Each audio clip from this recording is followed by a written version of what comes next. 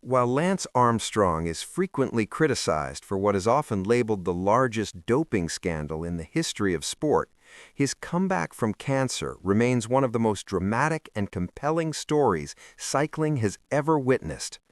Long before his fall from grace, Armstrong's survival and return to the highest level of professional racing came to symbolize resilience, determination, and the extreme limits of human endurance. At a time when his life itself hung in the balance, professional success became secondary to survival, making his eventual return to competition all the more extraordinary. After being diagnosed with advanced testicular cancer in 1996, Armstrong faced a battle far more serious than any race he had ever ridden. The disease required immediate surgery and an aggressive course of chemotherapy that pushed his body to its breaking point. The cancer had spread to multiple vital organs, leaving doctors uncertain whether he would survive, let alone compete again at the elite level.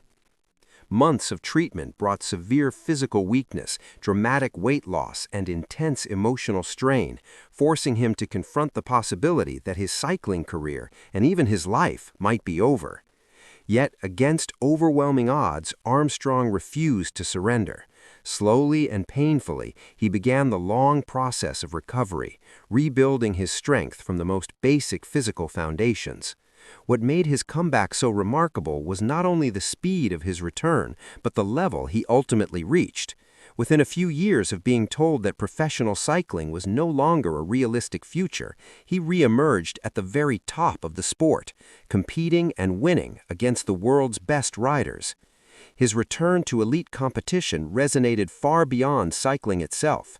For many fans and observers, Armstrong's story became a powerful symbol of hope, demonstrating that even in the face of life-threatening illness, recovery and reinvention were possible. It was a narrative that inspired cancer patients, survivors, and athletes alike, turning his journey into one of the most unforgettable chapters in cycling history, one defined not just by victories on the road, but by an extraordinary fight for life itself. Before his diagnosis in 1996, Lance Armstrong was already widely regarded as one of the brightest and most promising talents in professional cycling. Even at a young age, he distinguished himself through an uncommon level of versatility, blending explosive physical power with sharp tactical awareness and mental toughness. Unlike many riders who specialized in a single discipline, Armstrong showed the ability to excel across multiple terrains and race formats, making him a rare all-around competitor.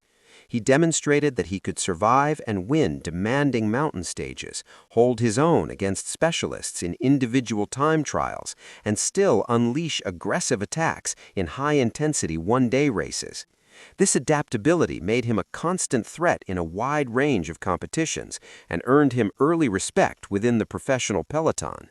His racing style reflected confidence well beyond his years, as he often challenged more experienced rivals without hesitation.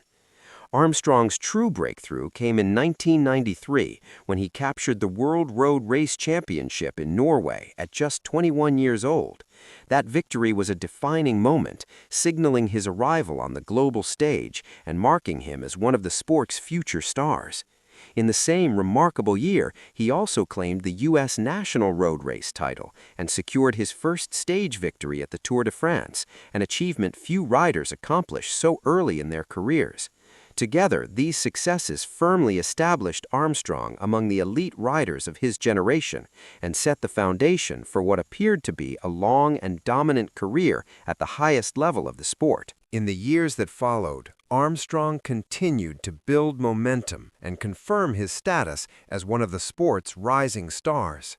He added another stage victory at the Tour de France in 1995 and collected several wins in prestigious one-day races, results that further strengthened his reputation as a rider capable of challenging cycling's established elite.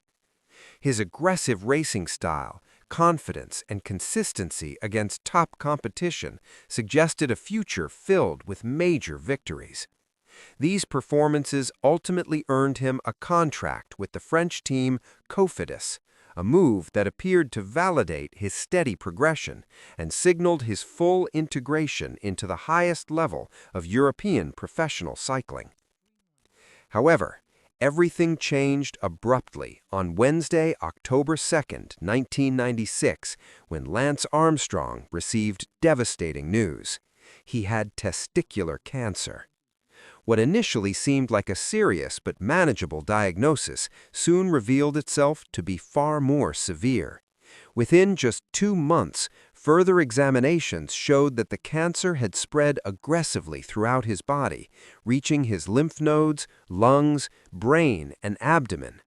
The rapid progression of the disease turned his situation into a life-threatening medical emergency.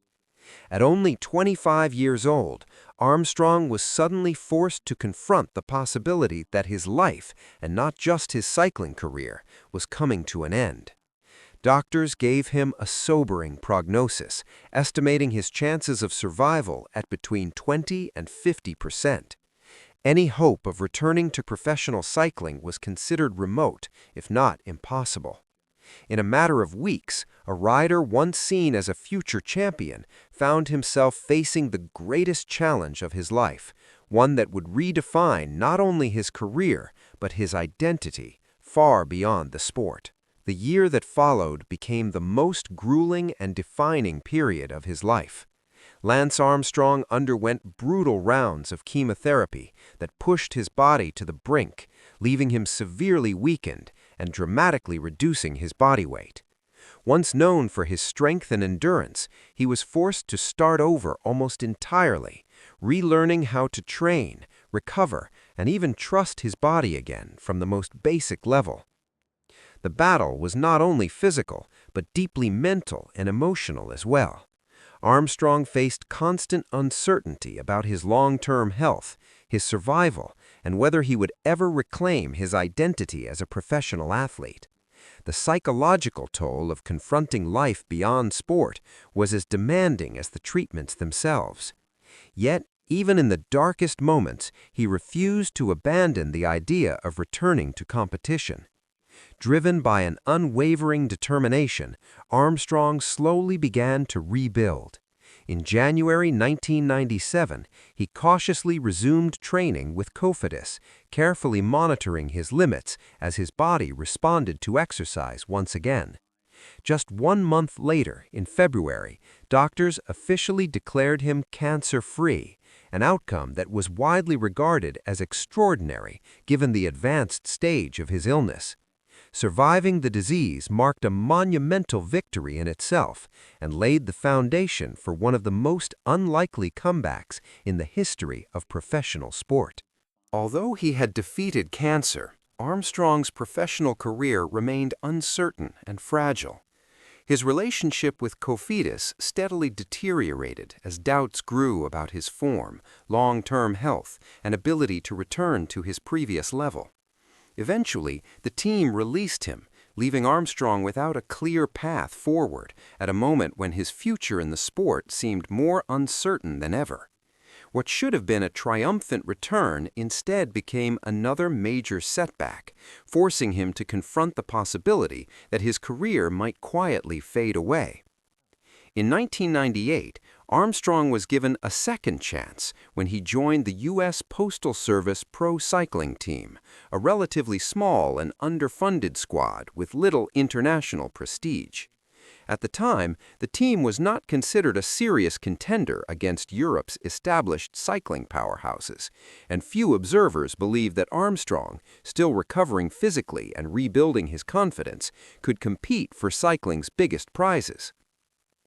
Expectations were minimal and pressure was low, creating an environment that unexpectedly worked in his favor.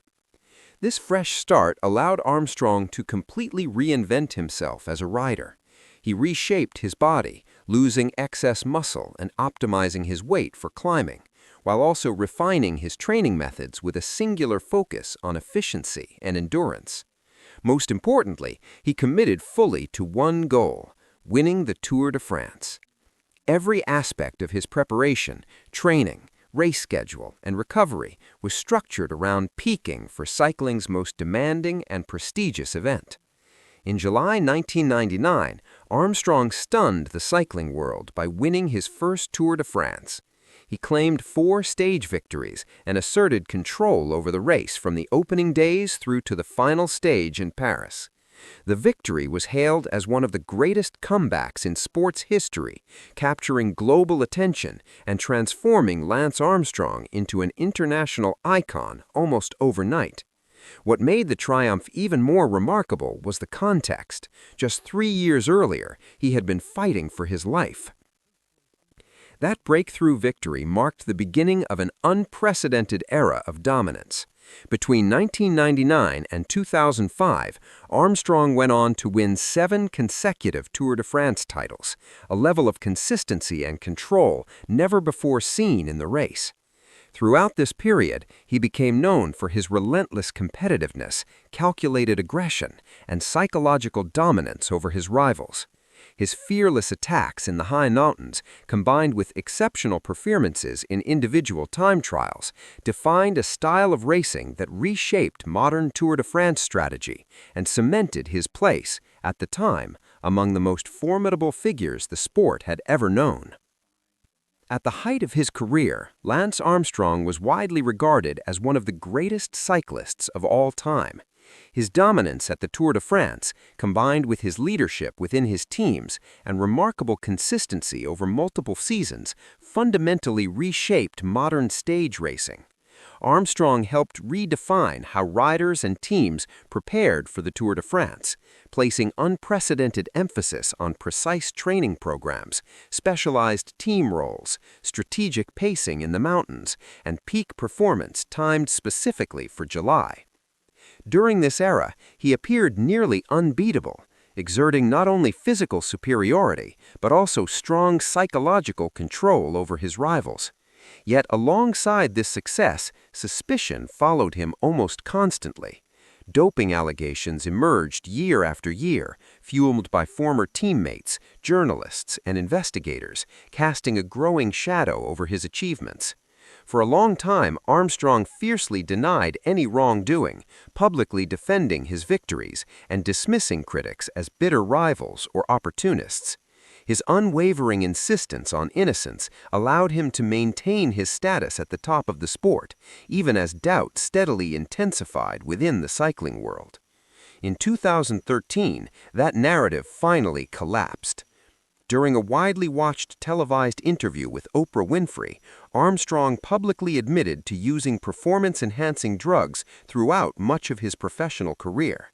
The confession marked one of the most dramatic falls of grace in sports history.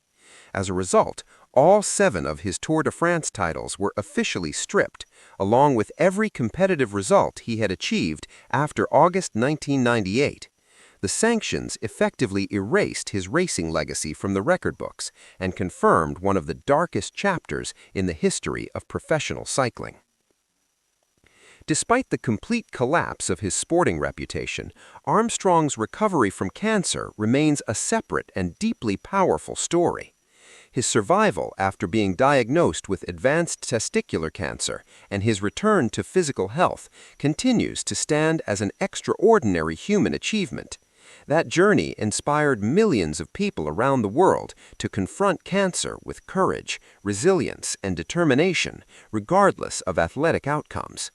Through the Livestrong Foundation, founded in 1997, Armstrong helped raise more than $500 million to support cancer patients, fund vital research, and promote global awareness of the disease.